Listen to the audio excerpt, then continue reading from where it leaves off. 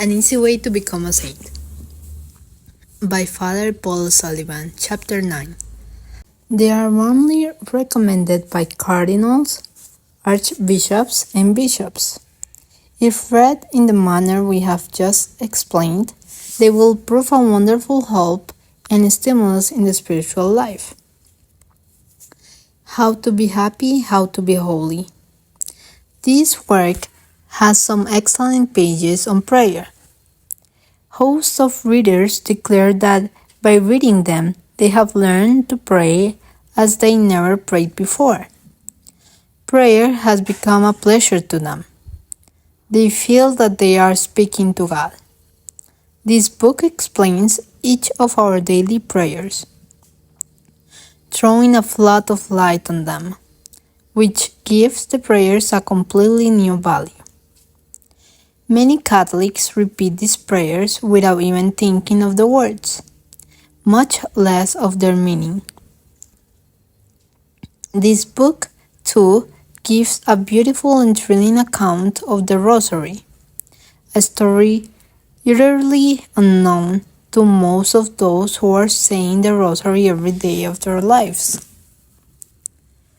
It gives an admirable explanation of the Mass, which every Catholic will do well to read. It shows how the graces we receive, even in one Mass, exceed anything we can imagine. His Grace the Archbishop of Évora says this book is a veritable manual of piety, eminently practical and suitable to all readers. His Grace the Archbishop of Aveiro says, when reading this book, the soul of the reader is insensibly filled with a feeling of piety, and with an earnest wish and desire to be holy. The thoughts are at once elevated and practical, sublime and yet simple. His Lordship, the Bishop of Guarda, says, this book is worthy of all praise. It is splendid and, if carefully read, will be a powerful help to us in the accomplishment of all our duties. The Wonders of the Holy Name. This is what the Mercier Press has to say of the wonders of the Holy Name. This little booklet, The Wonders of the Holy Name, is one which every Catholic should read.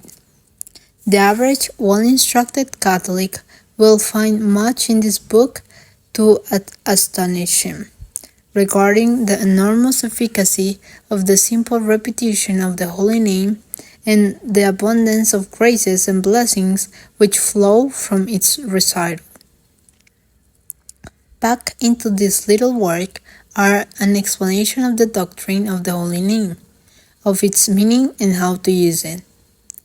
Then follows a collection of the most wonderful stories of delivery from wars and plagues by its recitation, of miracles performed by the saints through its power. It is a book most timely for our troubled era. This booklet is warmly recommended by cardinals, archbishops, and bishops. More than 300,000 copies have been sold in a short time. All about the angels. This book on the angels comes at the most opportune moment, for no better remedy can be found for the suffering in the world at the present moment than the all-powerful protection of God's angels. The angels are our best friends, and you tell your readers all about them in a way so full and interesting that your book will awaken a great love and confidence in these glorious princes of heaven. In return, they will obtain for us many graces and deliver us from great evils.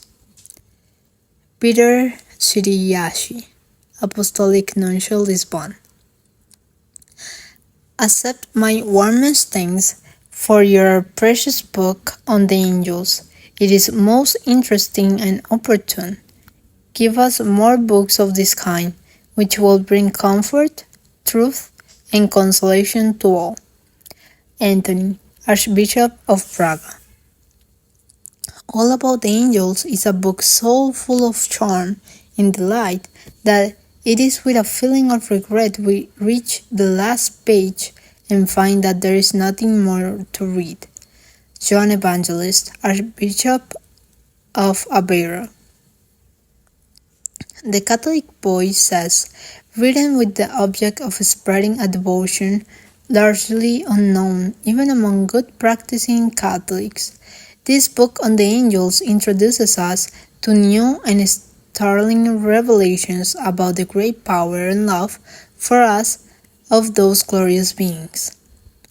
Supported by facts and irrefutable proofs, the book reads like a fairy tale. It is a book that will charm all, priests and people, young and old. It is certainly one of the most beautiful books on the angels yet published. Above all, this book on the angels does all who read it one incalculably great benefit. It makes them know and love their angel guardian, whom so many ignore, as if he did not exist. Yet, he is their most loving, most powerful, dearest friend.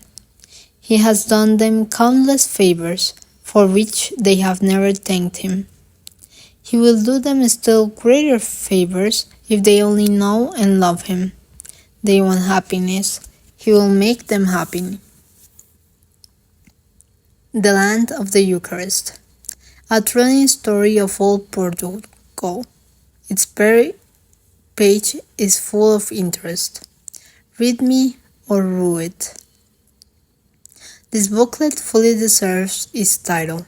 It puts before its readers the great doctrine of purgatory in a striking way, quoting as authorities the great saints and doctors of the Church.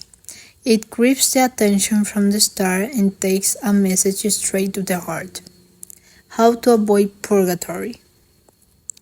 It is not too much to say that these pages will confer an inestimable benefit on those who peruse them with attention.